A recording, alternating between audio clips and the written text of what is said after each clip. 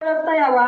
त्याचबरोबर जर तुमच्यासारख्या विद्यार्थ्यांना मानसिक आजार म्हणजे काय असतो, कशामुळे होतो, त्याची लक्षणे काय असतात आणि जर तुमच्यापैकी एखाद्याला असा त्रास व्हायला लागला तर तो त्याला त्रास ओळखता यावा। त्याचबरोबर ह्या त्रासावरती, ह्या अडचणींवरती आपल्याला कुठं उपचार भेटतात तर हे बऱ्यापैकी लोकांना माहिती नसतं, तर ही माहिती तुम्हाला भेटावी। त्याचबरोबर आपण आपल्या मानसिक आरोग्याची काळजी कशी घेऊ शकतो तर ही देखील माहिती तुम्हाला आज मी सांगणार आहे।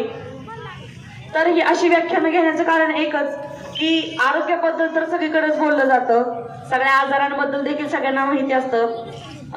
म्हणजे आपल्या बारामतीत जर सांगायचं गेलं तर सगळ्यांनाच माहिती आहे की कुठला आजार झाल्यावरती कुठल्या डॉक्टरकडे जायचं असतं, डोळ्याचे डॉक्टर कुठले चांगले आहेत, हृदयावरचे डॉक्टर सगळ्यात चांगले कुठले आहेत, सर्दी ताप खोकला आल्यावरती कुठले डॉक्टर आपल्याला जास्त चांगलं मदत करतात किंवा कुणामुळे आपल्याला जास्त फरक पडतो।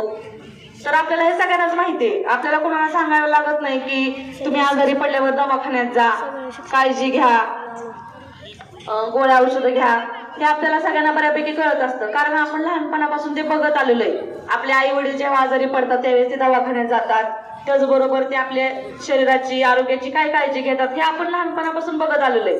पण मानसिक आरोग्य ते कसं असतं, ते चांगलं ठेवण्यासाठी आपण काय काळजी घेऊ शकतो, ते चांगलं राहिलं तर काय फरक दिसतो आणि जर ते खराब झालं तर त्याच्यामुळे काय परिणाम होतो हे आपल्याला माहितीच नाही, कारण मानसिक आरोग्याबद्दल जास्त बोललंच जात नाही।